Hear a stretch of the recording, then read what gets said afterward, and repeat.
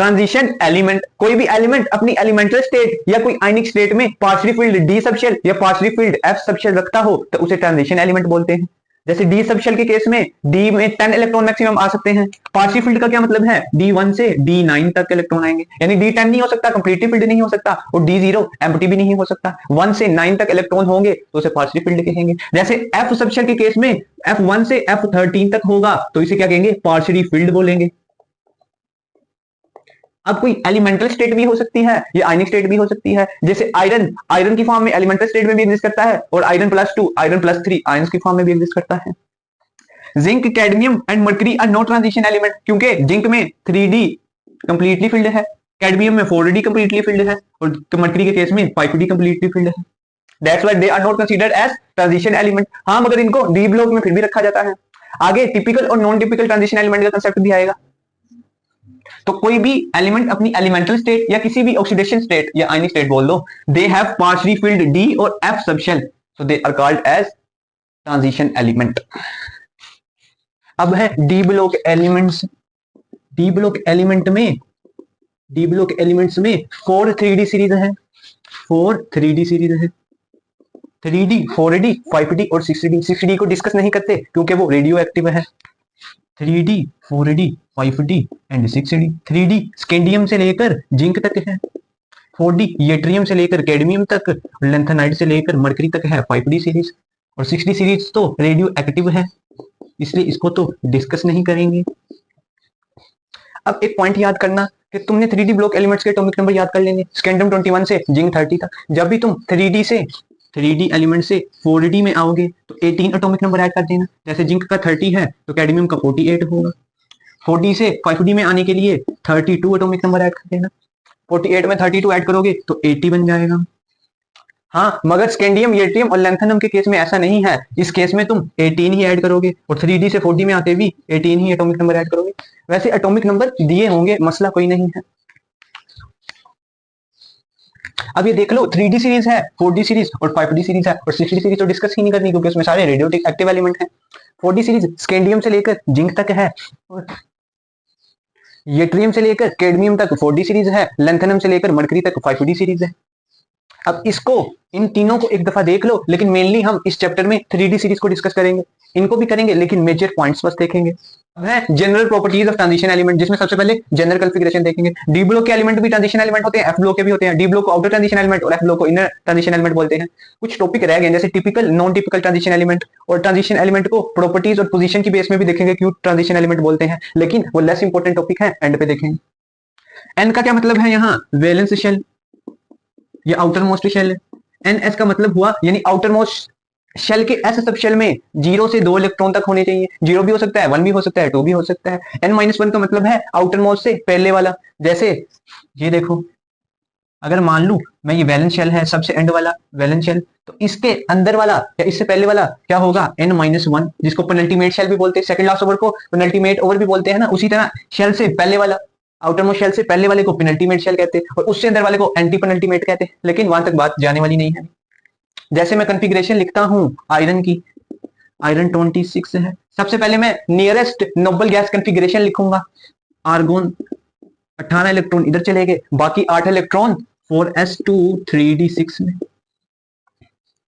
और डी में कितने आ सकते हैं, डी सब शेल में 1 से 10 तक आ सकते हैं। 10 होगा या D0 होगा तो वो ट्रांजिशन एलिमेंट नहीं होगा। लेकिन जैसे क्रोमियम, कॉपर, उनको देखेंगे तो डी तो उसमें कंप्लीटली फिल्ड होगा कॉपर के केस में, और जिंक के केस में भी कंप्लीटली फिल्ड होगा। तो इस केस में क्या होगा, इसी तरह कॉपर की एग्जांपल देखो, copper 29, argon 18, 4s1 3d10। 3d में मैक्सिमम 10 इलेक्ट्रॉन आ सकते हैं।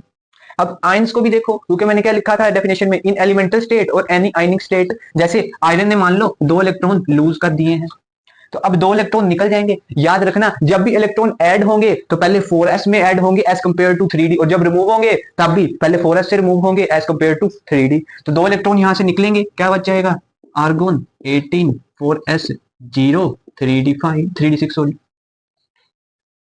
तो आयंस की फॉर्म में भी हो सकते हैं ट्रांजिशन एलिमेंट, और एलिमेंटल स्टेट में भी हो सकते हैं। ये तो बहुत सिंपल हो गया ना, सिंपल सिंपल कॉन्फ़िगरेशन थी। अब एक केस ऐसा भी आता है जिसमें 4s1 फील्ड होता है, 4s में एक इलेक्ट्रॉन आता है, बाकी इलेक्ट्रॉन 3d में चले जाते हैं। जैसे कि कॉपर का केस है, उसमें 4s1 और 3d10 फील्ड होता है। जैसे क्रोमियम का केस है, जैसे नियोबियम का केस है, जैसे मोलिब्डेनम का केस है। मैं सारे लिख देता हूं यहाँ पर। कुछ ऐसे हैं जिसमें 4s1 फील्ड होता है। वैसे तो होना ही चाहिए था, पहले 4s में 2 इलेक्ट्रॉन फील्ड होते, फिर बाकी इलेक्ट्रॉन जाते 3d में। लेकिन यहाँ पर एफबा प्रिंसिपल को वायलेट कर रहे हैं कुछ एलिमेंट। वो कौन से हैं? नियोबियम है, क्रोमियम है, कॉपर है, मोलिब्डेनम है, और टेक्नीशियम है, और रुथियम और रोडियम और प्लेटिनम, गोल्ड और सिल्वर है। इन सब में क्या होता है? 4s1 होता है। इन सब में 4s1 होता है। बाकी इलेक्ट्रॉन सारे के सारे डी ब्लॉक में चले जाते हैं। मेल्टिंग पॉइंट, अब देखना जरा, मेल्टिंग पॉइंट डिपेंड करता है मेटेलिक बॉन्डिंग पे। मेटेलिक बॉन्डिंग या मेटेलिक कैरेक्टर बोलो। और मेटेलिक बॉन्डिंग, एक मेटल दूसरे मेटल से बॉन्ड क्यों बनाता है? अपने आप को स्टेबल करने के लिए। अगर नंबर ऑफ अनपेयर्ड इलेक्ट्रॉन ज्यादा होंगे तो अपने आप को पेयर अप करने के लिए मेटेलिक बॉन्डिंग में ज्यादा हिस्सा लेंगे। तो मेटेलिक बॉन्डिंग ज्यादा तो मेल्टिंग पॉइंट भी ज्यादा होगा। मेल्टिंग पॉइंट किस पे डिपेंड करता है? मेटेलिक बॉन्डिंग पे। और metallic bonding number of unpaired electrons of D subshell पे डिपेंड कर रहा है। जितने अनपेयर्ड इलेक्ट्रॉन बढ़ते जाएंगे मेल्टिंग पॉइंट बढ़ता जाएगा। अभी मैंने लिख रखा है melting point increases to maximum first. अब स्कैंडियम से मैंगनीज तक नंबर ऑफ अनपेयर्ड इलेक्ट्रॉन बढ़ रहे हैं, नंबर ऑफ इलेक्ट्रॉन बढ़ेंगे तो मेल्टिंग पॉइंट बढ़ेगा। जैसे मैं लिखता हूं स्कैंडियम 21, आर्गोन 18, 4s2 3d1। टीलियम को देखो 22, टीलियम 22, argon 18, 4s2 3d2। Number of unpaired electron बढ़ रहे हैं। ऐसे ही मैंगनीज तक पहुंचेंगे तो number of unpaired electron maximum हो जाएंगे 4s2 3d5। Number of unpaired electron बढ़ रहे हैं तो मेल्टिंग पॉइंट बढ़ेगा। स्कैंडियम से क्रोमियम तक मेल्टिंग पॉइंट बढ़ रहा है। फिर मैंगनीज में डिप आया। ये डिप क्यों आया? देखो मेटेलिक बॉन्डिंग का क्या मतलब है? एक मेटल दूसरे मेटल से बॉन्डिंग करता है। बॉन्डिंग क्यों करता है? अपने आप को स्टेबल करने के लिए। तो ये तो 3d5 हाफ फील्ड है, 3d5 हाफ फील्ड है, ऑलरेडी स्टेबल है। ऑलरेडी स्टेबल में है तो उतना मेटेलिक बॉन्डिंग में कंट्रीब्यूट नहीं करेगा। मेटेलिक बॉन्डिंग में कंट्रीब्यूट नहीं करेगा तो मेल्टिंग पॉइंट इसका घट जाएगा। इसीलिए डिप आया मैंगनीज। फिर आयरन से जिंक तक मेल्टिंग पॉइंट डिक्रीज करता है क्योंकि अनपेयर्ड इलेक्ट्रॉन घटने लग जाते हैं। जो अनपेयर्ड इलेक्ट्रॉन है वो अपनी पेयरिंग शुरू कर देंगे। जैसे आयरन को देखो, आयरन 26, आयरन से ही पेयरिंग शुरू होती है। मैंगनीज तक, मैंगनीज में अरे 5 इलेक्ट्रॉन थे अनपेयर्ड, उसमें क्यों डिप आया? उसकी रीजन बता दो। उसके बाद पेयरिंग ऑफ इलेक्ट्रॉन शुरू हो जाएगी। Iron, argon 18, 4s2 3d6। इसका डी ऑर्बिटल देखो जरा, 1 2 3 4, एक इलेक्ट्रॉन 2 3 4 5। अब जो 6वां इलेक्ट्रॉन आएगा वो इधर आएगा हुंस रूल के मुताबिक। तो पेयरिंग ऑफ इलेक्ट्रॉन शुरू हो गई। इसी तरह कोबाल्ट 27 में एक और इलेक्ट्रॉन आ जाएगा इधर, और निकल 28 में एक और इलेक्ट्रॉन आ जाएगा। तो पेयरिंग ऑफ इलेक्ट्रॉन शुरू हो गई। अनपेयर्ड इलेक्ट्रॉन घट के तो मेल्टिंग पॉइंट भी घट जाएगा। तो इसीलिए आयरन से जिंक तक पेयरिंग ऑफ इलेक्ट्रॉन होगी तो मेल्टिंग पॉइंट घट जाएगी। अब है मेटेलिक बॉन्डिंग या मेटेलिक कैरेक्टर कह लो। मेटेलिक बॉन्डिंग बढ़ेगी तो ऑब्वियसली एलिमेंट का मेटेलिक कैरेक्टर भी बढ़ेगा। ns and n-1d। अब मैं 4s और 3d भी बोल सकता हूँ 3d एलिमेंट्स के लिए। 4s और 3d unpaired electrons takes part in metallic bonding. अब देखो स्कैंडियम 21 से नंबर ऑफ अनपेयर्ड इलेक्ट्रॉन बढ़ेंगे मैंगनीज तक, नंबर ऑफ अनपेयर्ड इलेक्ट्रॉन बढ़ेंगे मैंगनीज तक तो मेटेलिक बॉन्डिंग इंक्रीज करेगी क्योंकि metallic bonding number of unpaired electron पर डिपेंड करती है। उसके बाद मैंगनीज के बाद आयरन में पेयरिंग ऑफ अनपेयर्ड इलेक्ट्रॉन शुरू हो जाएगी। पेयरिंग होगी तो मेटेलिक बॉन्डिंग घटेगी। जो कंसेप्ट मेल्टिंग पॉइंट का था वही है मेटेलिक बॉन्डिंग का। यानी कि स्कैंडियम 21 जैसे पहले लिखा था, आर्गोन 18 4s2 3d1। मैंगनीज तक जाएगी, argon 18 4s2 3d5। Number of unpaired electron बढ़ रहे हैं। मैक्सिमम कहां तक बढ़े? मैंगनीज तक 5 अनपेयर्ड इलेक्ट्रॉन हो गए। उसके बाद आयरन 26 में पेयरिंग ऑफ अनपेयर्ड इलेक्ट्रॉन शुरू हो जाएगी। पेयरिंग ऑफ अनपेयर्ड इलेक्ट्रॉन, जिस तरह पहले मैंने 5 ऑर्बिटल बना के बताए, 1 2 3 4 5। अब के इलेक्ट्रॉन जो आएगा वो इधर आएगा।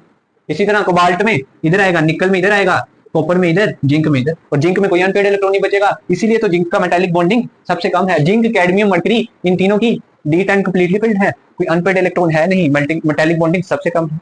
वही कंसेप्ट है मेल्टिंग पॉइंट वाला। अब है वेरिएबल ऑक्सीडेशन स्टेट या वेरिएबल वैलेंसी भी लिख सकते हो। They show variable valency as both ns and n-1 D unpaired electrons take part in metallic bonding, यानी कि NS सबशेल और N-1D सबशेल दोनों के अनपेयर्ड इलेक्ट्रॉन मेटालिक बॉन्डिंग में कंट्रीब्यूट कर रहे हैं। ऐसा क्यों? अगर सिर्फ NS के इलेक्ट्रॉन टेक पार्ट करते तो एक वैलेंसी होती, वेरिएबल वैलेंसी ना होती। ऐसा क्यों है? क्योंकि एनर्जी डिफरेंस दोनों में बहुत कम है। N-1D और NS दोनों में एनर्जी डिफरेंस बहुत कम है, इसीलिए NS के साथ N-1D सबशेल के भी अनपेयर्ड इलेक्ट्रॉन टेक पार्ट कर रहे हैं मेटालिक बॉन्डिंग में। ऐसा दूसरे केसेस में जैसे अल्कली मेटल है, अल्कलाइन अर्थ मेटल है, इनकी वेरिएबल वैलेंसी क्यों नहीं होती? उनके भी दोनों सबशेल अगर टेक पार्ट करने लग जाए मेटालिक बॉन्डिंग में तो क्या उनकी भी वेरिएबल वैलेंसी होगी? जैसे लिथियम है, बेरिलियम है। ऐसा इसलिए नहीं हो सकता कि उन केसेस में उनकी सबशेल एनर्जी डिफरेंस ज्यादा है, यहाँ पे तो स्मॉलर एनर्जी डिफरेंस था। जैसे मान लो आयरन की एग्जांपल मान लो, आयरन की एग्जांपल में आयरन 26, आर्गन 18, 4s2, 3d6।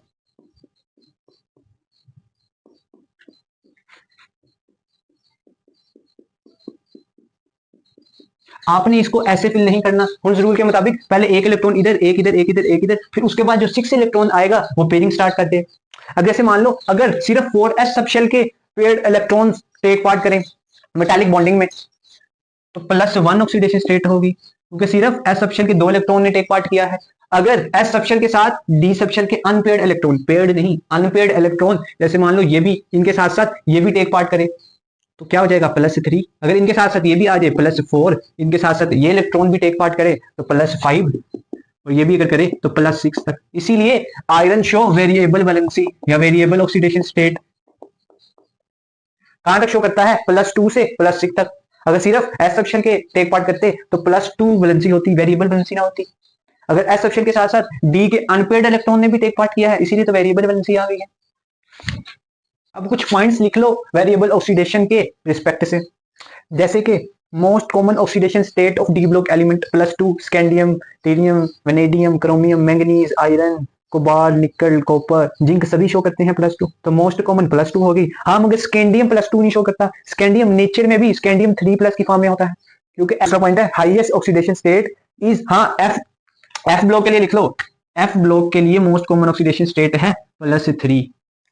अगला पॉइंट है highest oxidation state is of lithium and osmium which is +18। इसके बाद मैंगनीज वगैरह आ जाते हैं। और नॉन वेरिएबल वैलेंसी किसकी है? नॉन वेरिएबल वैलेंसी वो होती है जिंक की, जिंक 30 की।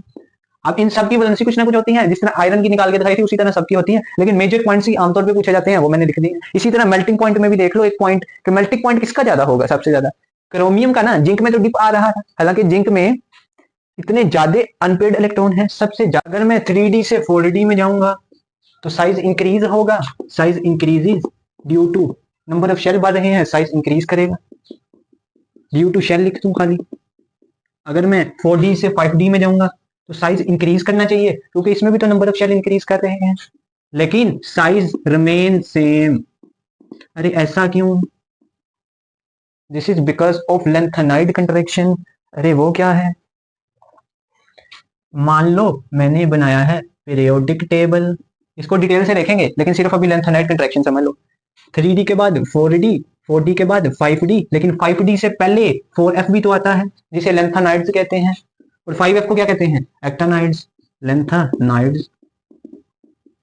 अब एस सबशेल की शील्डिंग इफेक्ट सबसे ज्यादा होती है, एस की सबसे ज्यादा, उससे कम पी की, उससे कम डी की, उससे कम एफ की, एफ सबसे अंदर होता है। जैसे ये मान लो 4F है और ये वैलेंस शेल इलेक्ट्रॉन्स हैं, 4F की शील्डिंग इफेक्ट सबसे कम, तो इसकी रिपल्शन इलेक्ट्रॉन से कम होगी, रिपल्शन कम होगी, यानी इनर शेल इलेक्ट्रॉन की आउटर शेल इलेक्ट्रॉन से रिपल्शन कम, तो न्यूक्लियस का होल्ड इलेक्ट्रॉन पे बढ़ जाएगा, अट्रैक्शन बढ़ जाएगी। इसे इफेक्टिव न्यूक्लियर चार्ज भी तो बोलते हैं, इफेक्टिव न्यूक्लियर चार्ज बढ़ जाएगी। अब एक फैक्टर कहता था साइज इंक्रीज करेगा क्योंकि शेल इंक्रीज कर रहे हैं, एक फैक्टर कहता है साइज डिक्रीज करेगा due to effective nuclear charge. तो एक फैक्टर दूसरे फैक्टर को कैंसिल कर देता है, इस वजह से साइज क्या रहता है? Size remains same. इधर लिख देता हूं, समझ तो आपको आ गया। 4F का शील्डिंग इफेक्ट कम होता है इसलिए इफेक्टिव न्यूक्लियर चार्ज बढ़ जाता है, अट्रैक्शन होती है, उस फैक्टर से साइज डिक्रीज करता है, दूसरे फैक्टर से साइज इंक्रीज करता है, इसलिए साइज रिमेन सेम। लिख देता हूं due to lanthanoid contraction size and chemical properties of 4d and 5d remains same. 4d and 5d, जैसे मान लो 4d का एलिमेंट है जिरकोनियम और हैफनियम है 5d का। अब चूंकि दोनों की केमिकल प्रॉपर्टीज और साइज सेम है, अगर पानी के बीकर में इन दोनों को डाल दो तो साइज भी सेम है, केमिकल प्रॉपर्टीज भी सेम है, वाटर से रिएक्ट भी एक तरह से करते हैं, तो आसानी से डिफर नहीं कर पाऊंगा। जैसे एक और एग्जांपल मान लो नायोबियम और टेंटलम की, इसमें भी यही केस होगा।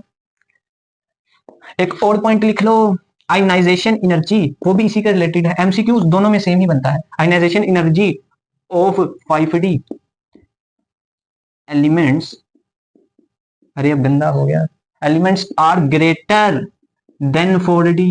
अरे ऐसा कैसे, आयनाइजेशन एनर्जी तो नीचे जाते हुए घटता है, यहाँ पे 5d का किस तरह ज्यादा हो सकता है 4d से। अरे वही कंसेप्ट, जैसे ये 4d एलिमेंट लिख रखा है जिरकोनियम, ये 5d है, 5d से पहले क्या आता है 4f आता है, 4f का शील्डिंग इफेक्ट कम, न्यूक्लियर इफेक्टिव न्यूक्लियर चार्ज ज्यादा, मतलब इलेक्ट्रॉन पे होल्ड ज्यादा होगा न्यूक्लियस का, तो आयनाइजेशन एनर्जी यही तो होती है, minimum amount of energy required to remove electron from isolated gaseous atom. Electron निकालना मुश्किल हो जाएगा, आयनाइजेशन एनर्जी बढ़ जाएगी, यानी कि हैफनियम की आयनाइजेशन एनर्जी जिरकोनियम से ज्यादा होगी। इसी तरह टेंटलम जो 5d है उसकी नायोबियम 4d वाले से ज्यादा होगी, सिंपल है। इस तरह भी बोल सकते हो element whose atomic number from 73 to 82, the 5d elements have greater ionization energy than 4d, या खाली इस तरह भी लिख सकते हो। जैसे ये 2014 का क्वेश्चन है, इसी तरह का क्वेश्चन पूछेगा, बस दो कंसेप्ट ही तुमने याद रखने हैं कि 4f का शील्डिंग इफेक्ट कम होता है, इफेक्टिव न्यूक्लियर चार्ज ज्यादा होता है। Reason of lanthanide contraction is, पहला ऑप्शन दे रखा है negligible screening effect of f orbital, ऐसे ही होता है, 4f की शील्डिंग इफेक्ट कम होता है, इफेक्टिव न्यूक्लियर चार्ज बढ़ जाता है, जिसकी वजह से साइज कम होता है। लेकिन ऐसा होता नहीं है, क्योंकि दूसरा फैक्टर भी होता है जिसकी वजह से साइज इंक्रीज करता है। तो नेग्लिजिबल स्क्रीनिंग, ये तो सही है ऑप्शन। दूसरा पर इंक्रीजिंग न्यूक्लियर चार्ज, ऐसा तो कुछ नहीं। Decreasing nuclear charge, decreasing screening effect, ऐसा तो कुछ नहीं। Negligible screening effect option A, अगर ये ए ऑप्शन दिया होता। अब ये क्वेश्चन करके फिर आगे चलते हैं। Because of lanthanide contraction which of the following pair have almost same atomic ready, almost क्या है उसमें, एग्जैक्टली सेम नहीं होता atomic ready, almost same. Fourth option देखो, इसमें ये भी किया भी था, जिरकोनियम 4d का, हैफनियम 5d का, यही तो है, 4d और 5d का ऑलमोस्ट साइज सेम होता है। अब एक क्वेश्चन है, which of the following ion have electronic configuration, argon 18 होंगे, इलेक्ट्रॉन 3d6। अगर आप इसको वैसे भी जहन में भी करें तो कर सकते हैं, जैसे निकल 3+ है, निकल में क्या होता है 4s2 3d 8 होते हैं, तो पहले दो इलेक्ट्रॉन निकलेंगे s से और एक निकलेगा 3d से, तो 3d 7 हो जाएगा, ये तो हो नहीं सकता ऑप्शन। मैग्नीज 3+ देखें, दो s से निकलेंगे, एक d से निकलेगा, 4 रह जाएंगे, 3d 4, ये तो हो नहीं सकता। Fe3+, दो s से निकलेंगे और एक d से निकलेगा, तो 5 रह जाएंगे, तो ये भी नहीं हो सकता, क्योंकि 3d क्या है 6 है। कोबाल्ट 3+ देखें, कोबाल्ट 27 होते हैं, तो 4s से दो निकले, s से दो निकलेंगे और 3d 7 से एक निकलेगा, तो 3d रह जाएगा। मतलब कोबाल्ट जिस तरह करके भी देख लेते हैं, आर्गन 18 4s2 3d 7। अब तीन इलेक्ट्रॉन निकाल रहे हैं, पहले इलेक्ट्रॉन निकलता भी इधर से एज कम्पेयर टू डी, और इधर आता भी पहले ऐड भी इधर ही होता है 4s में एज कम्पेयर टू डी, और निकलता भी इधर से है एज कम्पेयर टू डी। दो इलेक्ट्रॉन निकालोगे तो ये तो 0 हो जाएगा, ये 6 रह जाएगा, तो option C, option D is the correct answer. अब है colour of the compound. Colour of the compound डीजी ट्रांजिशन जो भी पढ़ने लगे उसकी वजह से भी हो सकता है, इसके अलावा चार्ज ट्रांसफर की वजह से भी हो सकता है, और एक और फैक्टर होता है परसेंटेज ऑफ कोवेलेंट कैरेक्टर बढ़ने से डीपनेस इन कलर बढ़ती है, वो भी देखेंगे। अब जैसे मान लो मेरे हाथ पे ट्रांजिशन एलिमेंट या कंपाउंड पड़ा है और उसकी कंफिगरेशन D1 से D9 तक है, यानी D0 नहीं हो सकता, D10 नहीं हो सकता, और मैं अगर इस पे व्हाइट लाइट डालूंगा तो ये लाइट का कुछ पार्ट अब्सॉर्ब करेगा, कुछ ट्रांसमिट कर देगा, तो जो पार्ट ट्रांसमिट करेगा वही दिखेगा। जैसे मैं कुछ कंप्लीमेंट्री कलर लिखने लगा हूं, ब्लू का कंप्लीमेंट्री कलर क्या है, ब्लू का कंप्लीमेंट्री कलर ऑरेंज है। जैसे यही एग्जांपल मान लो, अगर मैं ब्लू वेवलेंथ की लाइट डालूं, इलेक्ट्रॉनिक कॉन्फ़िगरेशन D1 से D9 तक होनी चाहिए, D10 या D0 नहीं होना चाहिए। अगर ब्लू लाइट की वेवलेंथ को इलेक्ट्रॉन अब्सॉर्ब करके T2G से EG में जा रहा है, तो जो लाइट अब्सॉर्ब करेगा वो नहीं दिखेगी, और जो ट्रांसमिट करेगा वो दिखेगी। जैसे अगर उसने वायलेंट अब्सॉर्ब किया है तो तुम्हें दिखेगी येलो, और अगर उसने रेड अब्सॉर्ब किया है तो तुम्हें दिखेगी ग्रीन। यानी D1 से D9 तक कॉन्फ़िगरेशन होगी तो DD ट्रांजिशन होगी, डीडी ट्रांजिशन से कलर ऑफ द कंपाउंड दिखेगा, जो भी कलर होगा, जो ऑब्जॉर्व करेगा उसका उल्टा दिखेगा, जो कि ट्रांसमिट होगा। अगर मान लो कॉन्फ़िगरेशन D0 या D10 हो गया, तो डीडी ट्रांजिशन तो नहीं होगी, डीडी ट्रांजिशन नहीं होगी तो कलर ऑफ द कंपाउंड भी नहीं होगा, यानी कि कलरलेस कंपाउंड। अब इसके अलावा charge transfer could also be the reason, charge transfer, जैसे KMnO4 और K2Cr2O7 की एग्जांपल मान लो। KMnO4 में मैंगनीज का ऑक्सीडेशन स्टेट क्या है, +7 और क्रोमियम का +6। +7 का क्या मतलब है, मैंगनीज क्या होता है कॉन्फ़िगरेशन, आर्गोन 18 4s2 3d5। अगर +7 का मतलब क्या है, 7 इलेक्ट्रॉन निकलेंगे, तो 7 अगर इलेक्ट्रॉन निकल गए तो s सबशेल भी 0 हो जाएगा, d सबशेल भी 0। तो इसके मुताबिक तो dd ट्रांजिशन नहीं होगी, dd ट्रांजिशन के मुताबिक तो dd ट्रांजिशन तो होने नहीं वाली, क्योंकि d1 से d9 होना चाहिए। इसी तरह क्रोमियम को देखो, क्रोमियम +6 का क्या मतलब है, क्रोमियम 24 होता है, आर्गोन 4s1 3d5, थोड़ा सा होता है 4s1 3d5। अगर इसमें से 6 इलेक्ट्रॉन निकाल दोगे तो s से 1 निकला, s 0 हो जाएगा, 5 d से निकलेंगे, d भी 0 हो जाएगा, d 0 हो गया, मतलब इसके मुताबिक तो ये भी कलर शो नहीं करेगा। लेकिन अगर लेबोरेटरी में आपने कभी देखा हो तो कलर कौन सा होता है, pinkish colour, pinkish purple colour, कोई थोड़ा चेंज भी हो सकता है बुक में, लेकिन इसके करीब करीब होगा, पर्पल के करीब करीब होगा। तो इसकी रीजन क्या है, charge transfer, due to charge transfer, क्योंकि अगर डी ट्रांजिशन के मुताबिक देखते तो ये तो कलर शो ही नहीं कर सकता। चार्ज ट्रांसफर क्या है, के MnO4 के साथ जो ऑक्सीजन लगा है O-2 वो एक इलेक्ट्रॉन लूज करता है O-1, ये इलेक्ट्रॉन जो मैंगनीज साथ लगा है वो एक्सेप्ट करता है। मैंगनीज +7 था, एक इलेक्ट्रॉन ऐड हुआ, मैंगनीज +6, एक इलेक्ट्रॉन एक्सेप्ट करके +6 में आ गया, यानी डी में एक इलेक्ट्रॉन बच जाएगा। तो पहले 7 निकालने थे, अब 6 निकालोगे, D1 का क्या मतलब है, डी ट्रांजिशन करेगा। इसके अलावा percentage of covalent character, percentage of covalent character बढ़ने से डीपनेस इन कलर बढ़ती है, परसेंटेज इन कोवेलेंट कैरेक्टर बढ़ने से डीपनेस इन कलर बढ़ती है। जैसे इधर मैं लिख रहा हूं सिल्वर क्लोराइड, सिल्वर ब्रोमाइड और सिल्वर आयोडाइड। अब मैं अगर लेफ्ट से राइट मूव करूंगा तो कोवेलेंट कैरेक्टर इंक्रीज करेगा। अरे फिजान रूल में तो ये पढ़ रखा था ना, एनाइन का साइज बढ़ेगा तो कोवेलेंट कैरेक्टर भी बढ़ेगा, एनाइन का साइज बढ़ेगा तो कोवेलेंट कैरेक्टर भी बढ़ेगा। इंक्रीज इन कोवेलेंट कैरेक्टर लिख दो। सिल्वर क्लोराइड का कलर होता है व्हाइट और सिल्वर ब्रोमाइड का कलर होता है पेल येलो और सिल्वर आयोडाइड का होता है येलो। यानी कोवेलेंट कैरेक्टर बनने से डीपनेस इन कलर बढ़ रहा है। सबसे ज्यादा डीप कलर कौन सा है, येलो है यहाँ पे। अब कुछ कंपाउंड ले रखे हैं, आयंस ही ले रखे हैं, अब इनमें से देखना है कौन ज्यादा स्टेबल है, कौन ज्यादा स्टेबल है। स्कैंडियम 2+ और स्कैंडियम 3+ में कौन ज्यादा स्टेबल होगा, स्कैंडियम 3+ का मतलब है, अब इसको तुम ऐसे भी देख सकते हो, स्कैंडियम के इलेक्ट्रॉनिक कॉन्फ़िगरेशन में से 3 इलेक्ट्रॉन निकाल दो, 4s2 3d1, तो 3 इलेक्ट्रॉन निकलेंगे, तो ये तो 0 0 हो जाएंगे दोनों सबशेल। स्कैंडियम क्या होता है, आर्गोन 18 4s2 3d1, तो 3 इलेक्ट्रॉन निकलेंगे, जे भी 0 हो जाएगा और जे भी 0 हो जाएगा। तो ये स्कैंडियम आर्गोन की इलेक्ट्रॉनिक कॉन्फ़िगरेशन ले लेगा जो कि सबसे ज्यादा स्टेबल होगी। Noble gas electronic configuration stable ही है ना, तो कौन सा ज्यादा स्टेबल होगा, स्कैंडियम 3+, सर्कल कर देता हूं। इसी तरह आयरन 2+ और आयरन 3+ में कौन ज्यादा स्टेबल होगा। अगर मैं इसको ऐसे ही देख लूं, आयरन 4s2 3d6, अगर 3 इलेक्ट्रॉन निकलेंगे, 2 इलेक्ट्रॉन s से और 1 इलेक्ट्रॉन d6 से, तो d5 हो जाएगा। d5 पार्शियली फिल्ड होगा, half filled, sorry partially field नहीं, हाफ फिल्ड होगा। हाफ फिल्ड क्या होता है, ज्यादा स्टेबल होता है। इसी तरह ये देखो, मैंगनीज 2+ और मैंगनीज 3+ में कौन ज्यादा स्टेबल होगा। मैंगनीज 2+ का क्या मतलब है 4s2 और 3d5, अगर 2 इलेक्ट्रॉन निकलेंगे तो हाफ फिल्ड हो जाएगा। इसमें भी लिख के दिखा देता हूं, 4s2 3d5 है ना, यहां आर्गोन की आएगी, तो 2 इलेक्ट्रॉन निकलेंगे तो ये हाफ फिल्ड हो जाएगा, हाफ फिल्ड स्टेबल होता है। यही तो कहानी है सारी, मैंगनीज 2+।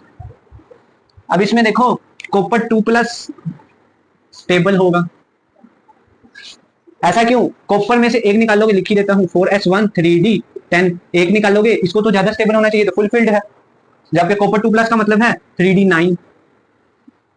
रीजन क्या है, due to hydrogenation become stable. Hydrogenation का क्या मतलब है, बहुत सारे हाइड्रोजन मॉलिक्यूल आके अटैच हो जाएंगे इसके साथ। जब बहुत सारे हाइड्रोजन मॉलिक्यूल आएंगे वो सब अपनी एनर्जी को लूज कर देंगे, तो एनर्जी बहुत कम हो जाएगी। स्टेबिलिटी यही तो होती है, एनर्जी कम होना। वैसे दिखने में लगता ये है, लेकिन है एक्सेप्शन की तरह मान लो, वैसे कंसेप्ट यही है। इसी तरह क्रोमियम 2+ और क्रोमियम 3+ में देखो 4s1 3d5, अगर क्रोमियम में से 3 निकाल दिए जाए इलेक्ट्रॉन, तो ये 0, और ये 3 हो जाएगा। 3D3 क्या होता है, ये होता है T2G। T2G क्या मतलब, अगर समझ आए तो ठीक है, नहीं तो आगे पढ़ लेना। T2G का मतलब होता है ट्रिपली डीजेनरेट ऑर्बिटल। 3 ऑर्बिटल डीजेनरेट होंगे, 3 ऑर्बिटल डीजेनरेट होंगे, हर ऑर्बिटल में एक इलेक्ट्रॉन जाएगा। तो 3 इलेक्ट्रॉन हर एक ऑर्बिटल में एक ऑर्बिटल में चला जाएगा, तो हाफ फील्ड हो जाएगा। तो हाफ फील्ड क्या होता है, स्टेबल होता है। अब है मैग्नेटिक प्रॉपर्टीज। मैग्नेटिक प्रॉपर्टीज को ओवरऑल नहीं पढ़ेंगे, सिर्फ अनपेयर्ड इलेक्ट्रॉन के लिए पढ़ेंगे। Unpaired electron are paramagnetic in behaviour and they show magnetic movement. This mu represent magnetic movement. Magnetic movement is equal to square bracket n into n+2। n क्या है, n is equal to number of unpaired electron, number of unpaired electron. अब इस formula को use कर तुम सारे numerical magnetic movement के कर लोगे, लेकिन इसके लिए एक और बात भी लिख लो, एक पॉइंट लिख लो। म्यू मतलब मैग्नेटिक मूवमेंट इज ऑलमोस्ट लिख रहा हूं 0.75 टाइम्स ग्रेटर देन n, यानी कि नंबर ऑफ अनपेयर्ड इलेक्ट्रॉन। इससे क्या फायदा होने वाला है, जैसे अगर तुम्हें क्वेश्चन में कह दे 4.75 है म्यू नॉट की वैल्यू, बताओ नंबर ऑफ अनपेयर्ड इलेक्ट्रॉन कितने हैं। अब ये लगाने में टाइम लगेगा इसमें, तो तुम क्या कहोगे 0.75 लेस कर दोगे तो वो नंबर ऑफ अनपेयर्ड इलेक्ट्रॉन यानी 4 होंगे इस केस में। या मान लो वो कहता है 3 अनपेयर्ड इलेक्ट्रॉन है, म्यू नॉट की वैल्यू निकालो, तो 0.75 ऐड कर दो, 3.75 म्यू नॉट की वैल्यू आ जाएगी। अब है catalytic properties. Catalytic properties are very easy. They show catalytic properties due to they show variable valency. जैसे आयरन है, आयरन +2 भी शो करता है, +3 भी शो करता है। सेकंड है they have large surface area. इनका सरफेस एरिया ही transition element, most of the transition element are used as catalyst. क्यों, इनका स्ट्रक्चर या इनका क्रिस्टल ही इस शेप का है कि इसमें वर्ड्स बहुत है, इनमें सरफेस एरिया या पोरस सरफेस एरिया बहुत है, जिसकी वजह से इनका टोटल सरफेस एरिया इंक्रीज कर जाता है। टोटल सरफेस एरिया इंक्रीज करने से क्या होता है, reactant can be absorbed to the large extent, यानी ज्यादा रिएक्टेंट आगे लग जाते हैं, इनके साथ ज्यादा रिएक्टेंट रिएक्ट करते हैं। थर्ड है vacant D orbital presence. Vacant D orbital से क्या होता है, वैकेंट डी ऑर्बिटल के प्रेजेंस से रिएक्टेंट एक वक्त में ज्यादा बॉन्ड बना लेता है, तो इंटरमीडिएट जो बनता है, इंटरमीडिएट कंपाउंड की एक्टिवेशन एनर्जी बहुत कम होती है। एक्टिवेशन एनर्जी कम होगी तो रिएक्शन बहुत ज्यादा फास्ट होगा। अब कुछ कैटलिस्ट मैंने लिख रखे हैं, बहुत से कैटलिस्ट मिलेंगे तुम्हें थ्योरी में, अगर तुम यहाँ ऑर्गेनिक में ना भी करो तो ऑर्गेनिक तो बड़ी पड़ी है कैटलिस्ट से। Most of the catalyst transition element ही होते हैं। जैसे देखो iron is used in hybrid process as a catalyst. दूसरा है V2O5, फॉर्मेशन ऑफ H2SO4 में पढ़ा रखा होगा तुमने, in conversion of SO2 to SO3। Third है जिगलर नेटा कैटलिस्ट। ये किस लिए यूज होता है, पॉलीमराइजेशन ऑफ एल्कीन के लिए यूज होता है, पॉलीमराइजेशन ऑफ एल्कीन। इसका स्ट्रक्चर कैसा होता है, स्ट्रक्चर याद करने की लोड़ नहीं है। Titanium tetrachloride plus R3 aluminium. R कोई भी अल्काइल हो सकता है, जैसे CH3 या C2H5। इथेन भी हो सकता है, ट्राई इथेन एल्यूमिनियम, या इस तरह भी दिखेगा तुम्हें, टाइटेनियम टेट्राक्लोराइड प्लस डाइमर की फॉर्म में भी दिख सकता है, Al2Et6। टीरियम टेट्राक्लोराइड और इसकी इक्वल मोलर मिक्सचर को कहते हैं जिगलर नेटा कैटलिस्ट। ये किस लिए यूज होता है, ये हाई डेंसिटी पॉलीमर या पॉलीथीन बनाने के लिए। जैसे ये तुमने इनऑर्गेनिक में पढ़ा होगा या भी पढ़ना होगा, क्या बनाता है ये CH2 पॉलीमर, पॉलीथीन है ये, पॉलीथीन या पॉलीमर बोल दो। जिगलर नेटा कैटलिस्ट की यूज होगी। तो ये थी कुछ बातें कैटलिस्ट के बारे में। अब बात करेंगे टिपिकल और नॉन टिपिकल ट्रांजिशन एलिमेंट की, क्योंकि ये बात रह गई थी, मैंने कहा था कि एंड पे करेंगे, अब आ गया है एंड, क्योंकि इसके बाद तो ट्रांजिशन एलिमेंट शुरू हो जाना है, उससे पहले देख लो। ट्रांजिशन एलिमेंट 2 टाइप्स के होते हैं, टिपिकल ट्रांजिशन एलिमेंट और non typical transition element. Typical का मतलब है ये तमाम प्रॉपर्टीज को फुली ओबे करते हैं, ट्रांजिशन एलिमेंट की जो सब प्रॉपर्टीज हैं उनको टिपिकल ट्रांजिशन एलिमेंट ओबे करते हैं। फोर्थ बी से first B of periodic table के सारे एलिमेंट यानी कि टाइटेनियम से लेकर कॉपर तक क्या है, टिपिकल ट्रांजिशन एलिमेंट। और नॉन टिपिकल ट्रांजिशन एलिमेंट ऐसे ट्रांजिशन एलिमेंट जो प्रॉपर्टीज ऑफ ट्रांजिशन एलिमेंट को ओबे नहीं करते और कुछ प्रॉपर्टीज को ओबे करते भी हैं। जैसे जिंक है, जिंक में 3D कंप्लीटली फिल्ड है, इसी तरह कैडमियम में भी 4D कंप्लीटली फिल्ड है और मर्क्यूरी में भी 5D कंप्लीटली फिल्ड है। तो पार्शली फिल्ड डी और एफ एब्सॉर्प्शन तो ना हुए, इनमें पहली प्रॉपर्टीज तो ओबे नहीं करते ये। स्कैंडियम भी मोस्टली नेचर में स्कैंडियम 3+ की फॉर्म में होता है, यानी एब्सॉर्प्शन में भी इलेक्ट्रॉन जीरो हो जाते हैं और 3D में भी जीरो हो जाते हैं। ये नोबल गैस आर्गोन की इलेक्ट्रॉनिक कॉन्फ़िगरेशन ले लेता है। तो इसमें D10 कंप्लीटली फिल्ड हो गया, इसमें D जीरो हो जाता है। इस तरह colour compound formation, colour compound formation के लिए क्या बताया था कि डी ट्रांजिशन होती है और वो डिपेंड करती है D1 से D9 इलेक्ट्रॉन हो तो होगी डी ट्रांजिशन। अगर D जीरो हो जाए जैसे इसके स्कैंडियम के केस में है और D10 हो जाए जैसे जिंक कैडमियम मरकरी के केस में है तो डी ट्रांजिशन नहीं होती, तो कंपाउंड कलरलेस होते हैं, तो दूसरी प्रॉपर्टीज को भी फॉलो नहीं करते। तीसरी है पैरामैग्नेटिक बिहेवियर, मतलब अनपेड इलेक्ट्रॉन ही नहीं है इनमें, तो D तो कंप्लीटली फिल्ड है, तो अनपेड इलेक्ट्रॉन नहीं होंगे तो पैरामैग्नेटिक बिहेवियर भी नहीं होगा। क्या लिखवाया था, mu naught is equal to n into n+2। Unpaired electron पे डिपेंड कर रहा है मैग्नेटिक मोमेंट, इनमें तो अनपेड इलेक्ट्रॉन है नहीं क्योंकि कंप्लीटली फील्ड है। ये तो डायमैग्नेटिक बिहेवियर शो करते हैं। वेरिएबल ऑक्सीडेशन स्टेट, अरे ये तो एक ही ऑक्सीडेशन स्टेट शो करते हैं, जैसे जिंक है या तो एलिमेंटल फॉर्म में होता है या जिंक आयन यानी जिंक 2+ के फॉर्म में होता है। इसी तरह कैडमियम या तो एलिमेंटल स्टेट में होता है, ये कैडमियम 2+। इसी तरह मरकरी 2+ की फॉर्म में सिर्फ एग्जिस्ट करता है, यानी ऑक्सीडेशन स्टेट इनकी फिक्स है, वेरिएबल नहीं है। वेरिएबल होगी भी किस तरह, जैसे जिंक की एग्जांपल मान लो, जिंक 30 आर्गोन 18 4s2 3d10। अब एस सबशेल के 2 इलेक्ट्रॉन हैं जो मेटालिक बॉन्डिंग में टेक पार्ट करेंगे और डी सबशेल के जो अनपेड इलेक्ट्रॉन होंगे वो मेटालिक बॉन्ड में टेक पार्ट करेंगे। अरे यहाँ तो कोई अनपेड इलेक्ट्रॉन है नहीं, डी मैक्सिमम 10 इलेक्ट्रॉन हो सकते हैं, तो डी सबशेल में कंप्लीटली 10 ही फील्ड है। यानी अगर एस सबशेल के 2 इलेक्ट्रॉन टेक पार्ट करें मेटालिक बॉन्डिंग में तो +2 ऑक्सीडेशन स्टेट होगी और इसके अनपेड इलेक्ट्रॉन टेक पार्ट करते हैं, कोई अनपेड है नहीं, तो सिर्फ +2 स्टेट ही शो करेंगे, वेरिएबल नहीं शो करेंगे क्योंकि डी कंप्लीटली फिल्ड है। जैसे मान लो अगर इधर एक अनफिल्ड होता ठीक है, +3 भी साथ शो करता, अगर एक और होता तो +4 भी साथ शो करता, लेकिन जिंक के केस में तो ये कंप्लीटली फिल्ड होते हैं।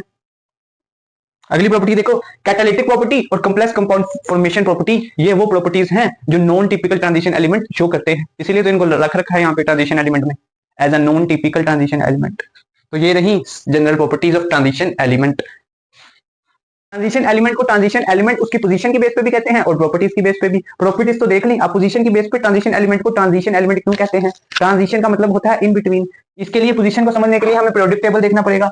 अब पीरियोडिक टेबल देखो, hydrogen, lithium, sodium, potassium, rubidium, caesium, francium, beryllium, magnesium, calcium, strontium, barium, radium. इसके बाद ट्रांजिशन एलिमेंट शुरू हो जाते हैं, scandium, titanium, vanadium, chromium, manganese, iron, cobalt, nickel, copper, zinc. इसके बाद 3A के आ जाएंगे, boron, aluminium, gallium, indium, thallium, carbon, silicon, germanium, tin, lead, nitrogen, phosphorus, arsenic, antimony, bismuth, oxygen, sulphur, selenium, ट्रिनियम, पोलोनियम और फ्लोरीन, क्लोरीन। ये halogen शुरू हो गए, फ्लोरीन, क्लोरीन, बोरोमीन, आयोडीन, एस्टेटीन।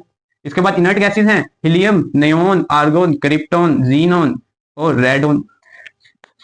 इसके नीचे बाकी भी लिख सकते हो तुम, स्कैंडियम, सॉरी येट्रियम, लेंथानाइड, लेंथानाइड के बाद एक्टानाइड होगा। इस तरह ये सारी सीरीज पूरी कर देना।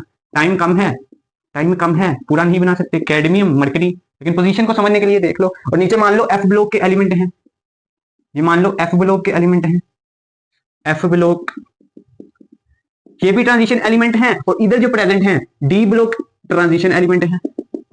डी ब्लॉक ट्रांजिशन एलिमेंट को आउटर ट्रांजिशन एलिमेंट बोलते और एफ ब्लॉक ट्रांजिशन एलिमेंट को इनर ट्रांजिशन एलिमेंट बोलते। अब देखो ये क्या है, एस ब्लॉक अल्कलाइन, अल्कली और alkaline earth matter.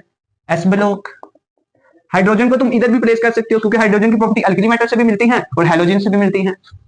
S block और ये क्या है सारा, पी ब्लॉक है और ये क्या है, इनर्ट गैसेस है। अब देखो ट्रांजिशन एलिमेंट कहां पे प्लेस है, एस ब्लॉक और पी ब्लॉक के इन बिटवीन प्लेस है। एस ब्लॉक की प्रॉपर्टीज इलेक्ट्रोपॉजिटिव हैं, ये क्या है, इलेक्ट्रोनेगेटिव है। इलेक्ट्रोपॉजिटिव ना तो इलेक्ट्रोनेगेटिव, उनके बिटवीन प्रेजेंट है ट्रांजिशन एलिमेंट। ट्रांजिशन का मतलब इन बिटवीन होता है, पहले भी बताया। जैसे ट्रांसजेंडर होता है, ना तो वो मेल होता है ना ही वो फीमेल होता है। तो this is the reason the transition element are called so on the basis of position, क्योंकि उनकी पोजीशन क्या है, एस ब्लॉक और पी ब्लॉक एलिमेंट के जो मेटालिक कैरेक्टर है उनके इन बिटवीन प्रेजेंट है।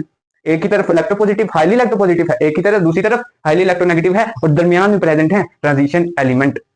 डी ब्लॉक में 37 ट्रांजिशन एलिमेंट होते हैं और एफ ब्लॉक में 28, तो टोटल 65 ट्रांजिशन एलिमेंट्स होते हैं।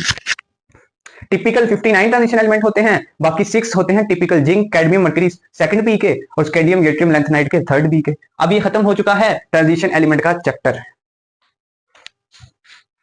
Coordination compounds, IUPAC naming. Rule number 1 देखो, name of cation is written before anion. जब भी तुम देखोगे कैटाइन एनाइन में पहले किसका नाम लिखोगे? कैटाइन का। रूल नंबर 2 लिगेंड के रिलेटेड है। लिगेंड में सबसे पहले देखो न्यूट्रल लिगेंड की कोई एग्जांपल देखो। न्यूट्रल लिगेंड्स जैसे वाटर को कैसे बोलते हो? एक्वा, और NH3 को अमाइन, इसी तरह NO को नाइट्रोसाइल, ये स्पेशल नेम है। CO को कार्बोनाइल। देखो देखो PPH3, इसका स्ट्रक्चर इस तरह होता है, फॉस्फेट 7, ये बेंजीनिंग 3 बेंजीनिंग फॉस्फेट के साथ अटैच होती है, और फॉस्फेट लॉन पेयर डोनर होता है यहाँ पर। इसका इफेक्ट नेम क्या है? Try phenyl phosphine. CH2 NH2 CH2 NH2, इसको क्या बोलते हैं? EN से अक्सर रिप्रेजेंट किया होता है। आई इफेक्ट नेम इसका क्या बनेगा? इथेन 1,2 डाई अमीन। एक और देखो CH3NH2, इसका इफेक्ट नेम क्या होता है? Methyl amine. डबल एम नहीं लगाओगे, डबल एम बस इधर लगना है अमोनिया के लिए जब न्यूट्रल लिगेंड लिख लियोगे तुम। अब कुछ एनाइनिक लिगेंड की बात कर लेते हैं। एनाइनिक लिगेंड्स, इसके लिए तुमने क्या करना है? लिख लो एंडिंग विद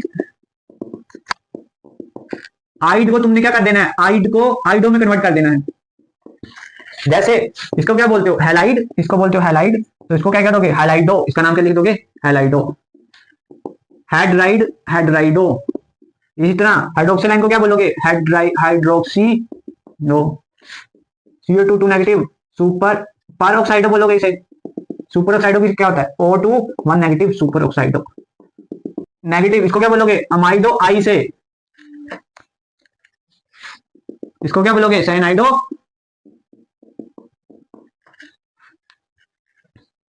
या अगर एंडिंग विथ आइड को तुम क्या कर दोगे? आइटो, और एट को क्या कर दोगे? एटो। उसकी एग्जांपल भी देखो। जैसे मान लो NO2 नेगेटिव, इसको क्या बोलते हो? Nitrito, nitrito N। अरे ये क्या है? एम्फिडेंट लिगेंड है, टू साइड ऑफ डोनेशन है इसके पास, दो जगह से नॉन पेयर। अगर NO2 अगर मान लो N से डोनेट कर रहा है, इसको लिखोगे नाइट्राइटो N। और अगर मान लो ऑक्सीजन से डोनेट कर रहा है, तो इसको क्या लिखोगे? नाइट्राइटो ही लिखोगे, नाइट्राइटो ओ लिखोगे। जैसे इसको क्या बोलोगे? हाइड्रोजन सल्फाइट, सल्फाइट को क्या कर दोगे? आईटी को आइटो कर दोगे, सल्फाइट, सल्फाइट हो जाएगा। या SO3 2 नेगेटिव, इसको क्या बोलोगे? सल्फाइट को सल्फाइटो कर दोगे, आईटी को आइटो कर दोगे। और एग्जांपल देखो कोई, जैसे C2O4 2 नेगेटिव, इसको क्या कहते हैं? ऑक्सालेट, ऑक्सालेट हो जाएगा। CO3 2 negative, कार्बोनेटो, कार्बोनेटो। और SO4 2 नेगेटिव, इसको क्या बोलोगे? सल्फेटो। अब मान लो कुछ कैटाइनिक लिगेंड देख लो, उनमें क्या करोगे?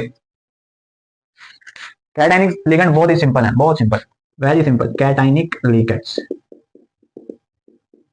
जैसे मान लो NO2 पॉजिटिव, इसको क्या बोलते हो तुम? नाइट्रोनियम। और NO पॉजिटिव, इसको क्या बोलोगे? नाइट्रोसोनियम। ये नाम याद कर लेना। और हाइड्राजीन को हाइड्राजीनियम बन जाएगा। इस तरह और भी बहुत सी एग्जांपल हैं, लेकिन मैंने सिर्फ मेजर मेजर एग्जांपल लिख रखे हैं। सेकंड रूल हो गया लिगेंड के रिलेटेड। अब तीसरा रूल देखो, prefixes di, tri, tetra are used to indicate, a third rule है, नंबर ऑफ इंडिविजुअल लिगेंड। जैसे मान लो क्रोमियम H2 3 क्लोराइड, इसका नाम मैं किसका लिखूंगा? Try aqua. और ट्राई क्लोराइडो लिखूंगा, पूरा नाम नहीं लिख रहा, लेकिन सिर्फ ये पॉइंट मैं समझा रहा हूं। आप पॉइंट नंबर 4 लिखो। पॉइंट नंबर 4 क्या है? If the name of ligand contains क्या? न्यूमेरिकल प्रीफिक्स, अगर लिगेंड के नाम में प्रीफिक्स आ जाए, we use bis, tris, hexa या टेट्राकिस, पेंटाकिस, हेक्साकिस एक्सेट्रा। जैसे मान लो कोई भी मेटल है, उसके साथ लगा है PPH3, अब मैं इसका नाम क्या है, ट्राईफिनाइल फॉस्फीन है, ऐसे ही है ना। इसके लीगेंड नेम में तो ऑलरेडी प्रीफिक्स है ट्राई, तो मैं इसको क्या करूंगा, इसको ब्रैकेट में लिखूंगा और शुरू में लगाऊंगा ट्रिस, ट्राई की जगह क्या लगाऊंगा, ट्रिस। अगर अगर अब है rule number 5, oxidation number of metal is written just after naming of metal, central metal लिख देता हूं, या आयन भी हो सकता है कोई, किसमें, रोमन में लिखना है, रोमन में ब्रैकेट जिसे पैरेंथेसिस बोलते हैं। जैसे एग्जांपल देखो FeCN6, अब +1 तो इधर क्या आएगा -4, क्योंकि 4 पोटेशियम लगे हुए हैं यहाँ पर, तो ये क्या है, एनायनिक पार्ट है, तो सेंट्रल मेटल को कितना लिखूंगा, फेरेट। ये रूल अभी आगे देखेंगे, बी रूल यही देखो, इसके रिस्पेक्ट से देखो, ये पैरेंथेसिस और इसमें ऑक्सीडेशन नंबर लिखूंगा, ऑक्सीडेशन नंबर क्या आएगा, 2 आएगा, निकाल के देख लो, x plus -6 into 1 is equal to -4, x आ जाएगा Q। रूल नंबर 6 है नेमिंग ऑफ सेंट्रल मेटल, बहुत इंपॉर्टेंट है, ये ध्यान से देखना। जैसे मैं कुछ मेटल लिख देता हूँ इधर, chromium, manganese, iron, cobalt, nickel, copper, zinc, boron, aluminium. अगर मान लो ये मेटल आए और कॉम्प्लेक्स कैटायनिक हो या न्यूट्रल हो, पॉजिटिव हो या न्यूट्रल हो, तो क्रोमियम को सिंपल लिख दोगे क्रोमियम, मैंगनीज को सिंपल लिख दोगे मैंगनीज, इसी तरह आयरन को आयरन लिख दोगे, कोबाल्ट को कोबाल्ट, निकल को निकल, एंड कॉपर को कॉपर, जिंक को जिंक लिख दोगे, बोरॉन को बोरॉन, और एल्यूमिनियम को एल्यूमिनियम लिख दोगे। ये तो हो गया जब कॉम्प्लेक्स कैटायनिक हो या न्यूट्रल हो, ये तो सिंपल है। लेकिन अगर कॉम्प्लेक्स आ जाए एनायनिक, यदि नेगेटिव चार्ज हो कॉम्प्लेक्स पर, तो तुम क्रोमियम को क्रोमेट लिखोगे और मैंगनीज को मैंगनेट,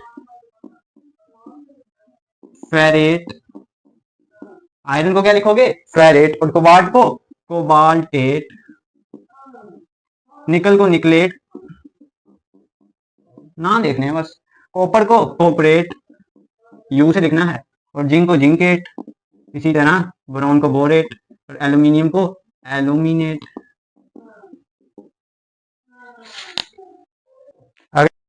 अब कुछ और कंपाउंड्स हैं, जैसे प्लेडियम को क्या लिखोगे, अगर कॉम्प्लेक्स कैटायनिक या न्यूट्रल होगा तो प्लेडियम का सिंपल नाम लिखोगे प्लेडियम, और प्लेटिनम का सिंपल नाम लिखोगे प्लेटिनम, अगर क्या हो, कॉम्प्लेक्स कैटायनिक या न्यूट्रल हो। और सिल्वर को सिल्वर लिख दोगे सिंपल, गोल्ड को गोल्ड लिख दोगे, मर्चरी को मर्चरी, टाइटेनियम को टाइटेनियम लिख दोगे टाइटेनियम। अगर कॉम्प्लेक्स एनायनिक हुआ तो प्लेडियम को लिखोगे पैलाडेट, और प्लेटिनियम को प्लेटिनेट। ये नाम याद रखना, बहुत इंपॉर्टेंट है। कॉम्प्लेक्स जब एनायनिक हो, ये नाम बहुत इंपॉर्टेंट, ये तो सिंपल नाम है, जब कॉम्प्लेक्स हो कैटायनिक या न्यूट्रल। और सिल्वर को क्या लिखोगे, अर्जेंटेट, अर्जेंटेट, और गोल्ड को ओरेट, मर्करी को मर्क्यूरेट, एंड टाइटेनियम को टाइटानेट लिखोगे। अब रूल्स खत्म हो गए हैं, अब कुछ प्रैक्टिस एमसीक्यूज देखेंगे, बस 3 ही देखेंगे। अब ये 3 एमसीक्यूज देख लो प्रैक्टिस के लिए, इससे तुम्हारा सारा कंसेप्ट क्लियर हो जाने वाला है। रूल नंबर 1 क्या था कि name of cation is written before anion. Chloride पे क्या चार्ज होता है, -1, तो इस पे क्या आएगा +3, क्योंकि 3 क्लोरीन लगा रखे हैं।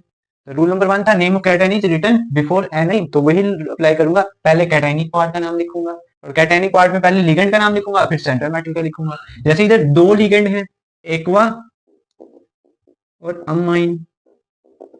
अब मैं अल्फाबेटिकली देखूंगा कौन सा लेटर पहले आ रहा है, इसमें तो ए दोनों पहले आ रहे हैं, तो मैं दूसरा लेटर देखूंगा, तो एम पहले आ रहा है, तो मैं लिखूंगा try amine try aqua. Space नहीं डालनी, स्पेस नहीं डालनी भैया, लिगेंड में स्पेस नहीं डालनी। उसके बाद क्या आएगा, क्रोमियम, क्रोमियम, और इसका ऑक्सीडेशन स्टेट। ऑक्सीडेशन स्टेट कैसे निकाल लोगे, ऐसे तुम्हें दिख भी रहा है कि +3 है, लेकिन देख लो x प्लस 3 × 0 प्लस 3 × 0, क्योंकि इन पे ये तो न्यूट्रल लिगेंड है, इन पे तो जीरो चार्ज होगा, प्लस -1 × 3 इज इक्वल टू 0। तो क्या बन जाएगा, x इज इक्वल टू 3 आ जाएगा। तो क्रोमियम पैरेंथेसिस में रोमन में ऑक्सीडेशन स्टेट लिख दिया। अब तुमने देनी है स्पेस, स्पेस देकर तुम्हें लिखना है कैटाइन का नाम। कैटाइन लिखा, उसके बाद एनिन का नाम लिखने से पहले स्पेस तो हो गए। तो क्या लिखोगे यहाँ पे, क्लोराइड, ट्राई क्लोराइड ना लिख देना भैया, लिगेंड थोड़ी है। अगला देखो, -2 होता है सल्फेट पे, तो इस पे क्या होगा, +3। ये तुम क्रॉस कर भी देखते हो, क्रॉस कर भी देख सकते हो। तो पहले कैटेनिन का नाम लिखने लगा हूँ और पहले लिगेंड का नाम लिखूंगा। कौन सा लिगेंड है यहाँ पर, ये रूल नंबर 6 याद करो, स्पेशल केस है। क्या लिखूंगा, ट्रिस, उसके बाद इसका नाम इथेन 1,2 डाइअमीन, और फिर central metal cobalt. Oxidation number क्या बन रहा है, तुम्हें दिख रहा है +3 है, लेकिन करके देख लेते हैं। x into 2 × 0 is equal to 3, तो x इज इक्वल टू 3 आ जाएगा। ऐसे तुम देखे भी कर सकते हो 3, और फिर लिख दोगे, स्पेस देकर लिख दोगे, एनाइन का नाम सल्फेट लिख दोगे।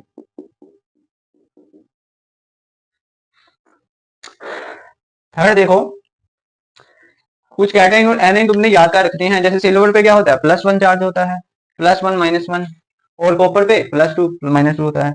इस पे क्या आएगा, +1, इस पे -1। तो कैसे नाम लिखूंगा, पहले कैटाइन का लिखूंगा, वही रिपीट हो रहा है। पहले कैटाइन का नाम लिखना है, और कैटाइन में भी पहले लिगेंड का नाम लिखना है, फिर सेंट्रल एटम का लिखना है। लिगेंड ये लिख के लिखूंगा, डाई अमाइन, सिल्वर लिखूंगा या अर्जेंटेट लिखूंगा, अरे कैटाइनिक है, कैटाइनिक और न्यूट्रल के केस में तो सिंपल नाम लिखना होता है, di amine silver. Oxidation number 1 आएगा, निकालना तुम्हें मैंने दिखा दिया कितना निकालना है। अब स्पेस लेकर एन इनका नाम लिखूंगा, डाई, कैपिटल नहीं करना भैया, कैपिटल एक दफा करना है, फिर ना लिगेंड को कैपिटल करना है, ना ही लिगेंड में स्पेस लेनी है, और ना ही इसका नाम कैपिटल में लिखना है। डाई साइनाइडो, साइनाइडो अर्जेंटेट, ये याद रखना, और इसका ऑक्सीडेशन नंबर भी 1 ही बन रहा है। निकाल के देख सकते हो तुम, इसको एक्स रख लो, -2 और होल चार्ज -1, तो 1 निकलेगा चांस।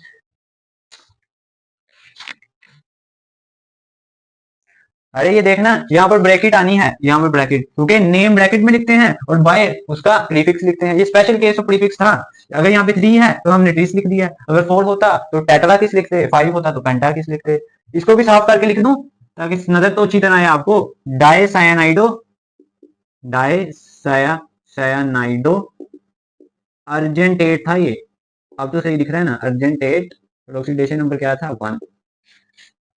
स्पेस दे रखी है यहाँ पे कैटाइन और एनाइन के दरमियान।